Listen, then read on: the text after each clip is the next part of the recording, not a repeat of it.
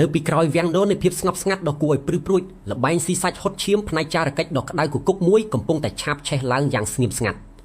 ទីភ្នាក់ងារចារកិច្ចដ៏មានឥទ្ធិពលបំផុតលើលោកពីរគឺ CIA របស់អាមេរិកនិង Mossad របស់អ៊ីស្រាអែលបានចាប់ដៃគ្នាក្នុងប្រតិបត្តិការសម្ងាត់ដ៏ធំបំផុតមួយដើម្បីតាមស្វែងរកដានជើងរបស់លោកអាយ៉ាតូឡា Mojtaba Khamenei ដែលជាមេដឹកនាំកំពូលថ្មីស្រឡាងរបស់ប្រទេសអ៊ីរ៉ង់សារព័ត៌មាន The Times បានទម្លាយការពិតដ៏រន្ធត់នេះនៅថ្ងៃទី28ខែកក្កដាឆ្នាំ2026ដោយបញ្ជាក់ថាប្រតិបត្តិការរួមគ្នានេះមិនមែនបង្កើតឡើងដើម្បីវាយប្រហារធ្វើឃាតរូបលោកភ្លាមៗនោះឡើយប៉ុន្តែវាគឺជាបេសកកម្មដេញតាមស្វែងរកការពិតថាតើមេដឹកនាំរូបនេះពិតជាមានជីវិតរស់នៅឬស្លាប់បាត់បង់ជីវិតហើយតើលោកកំពុងលាក់ខ្លួននៅកន្លែងណានិងមានស្ថានភាពសុខភាពយ៉ាងណាឲ្យប្រកបការតាមដានលោក Mojtaba បានប្រែជាល្បែងប្រឡងសមត្ថភាពដ៏ស្មុគស្មាញនិងឈឺក្បាលបំផុតសម្រាប់ភ្នាក់ងារចារកិច្ចកំពូលដើម្បីគេចចេញពីក្រសែភ្នែកនិងត្រចៀកមនុស្សរបស់បច្ចេកវិទ្យាលំដាប់ពិភពលោក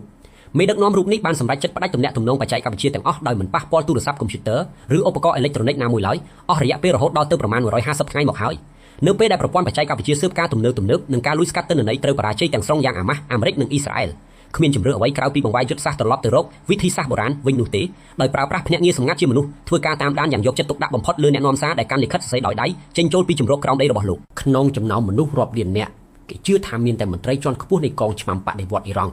ត្រឹមតែ2ឬ3នាក់ប៉ុណ្ណោះដែលស្គាល់ទីតាំងលាក់ខ្លួនពិតប្រាកដរបស់លោកក្រុមអ្នកវិភាគចារកិច្ចបានដាក់ការសង្ស័យថាលោក Mojtaba កំពុងសម្ងំខ្លួននៅក្នុងជំរកក្រោមដីយ៉ាងជ្រៅដើម្បីព្យាបាលមុខនិងជើងដែលបានរងរបួសយ៉ាងធ្ងន់ធ្ងរ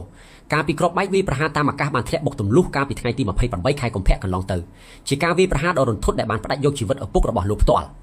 អ្វីដែលធ្វើឲ្យមហាអំណាចទាំងពីរដេកមិនលក់បក់មិនឡាហើយនិងបារម្ភបំផុតនោះគឺរបាយការណ៍ចារកិច្ចបានបង្ហាញសញ្ញាអាសន្នថាលោក Mojtaba មានចិត្តឆេះឆួលចង់បន្តផលិតនិងអភិវឌ្ឍអាវុធនុយក្លេអ៊ែរក្នុងកម្រិតមួយដ៏សាហាវនិងដាច់ខាតជាងឪពុករបស់លោកទៅទៀតទោះជាយ៉ាងណាក៏ដោយបេសកកម្មនេះនៅតែប្រឈមនឹងភាពស្រពេចស្រពិលយ៉ាងខ្លាំងមេដឹកនាំអាមេរិកនិងអ៊ីស្រាអែលនៅតែជជែកដេញដោលគ្នាមិនទាន់ដាច់ស្រេចថាតើគួរត្រូវធ្វើបែបណាបន្តប្រសិនបើថ្ងៃណាមួយគេរកឃើញជំរករបស់លោក Mojtaba ពិតប្រាកដមែននោះការវាយប្រហារឬកំទេចរូបលោកចោលក៏ប្រហែលជាមិនអាចកែប្រែជំហររឹងរូសរបស់អ៊ីរ៉ង់បានឡើយខណៈដែលបច្ចុប្បន្នកងទ័ពនិងកងឆ្មាំបដិវត្តអ៊ីរ៉ង់កំពុងតែក្តោបក្តាប់និងដឹកនាំរដ្ឋទាំងមូលក្នុងស្ថានភាពអាសន្នស្រាប់ទៅហើយល្បែងចារកម្មមួយនេះមិនត្រឹមតែជាការប្រមាញ់រកមនុស្សម្នាក់នោះទេប៉ុន្តែវាជាការប្រកួតប្រជែងប្រាជ្ញានិងពេលវេលាដ៏ប្រុងប្រយ័ត្នបំផុតនៅលើក្តារអុកនយោបាយពិភពលោក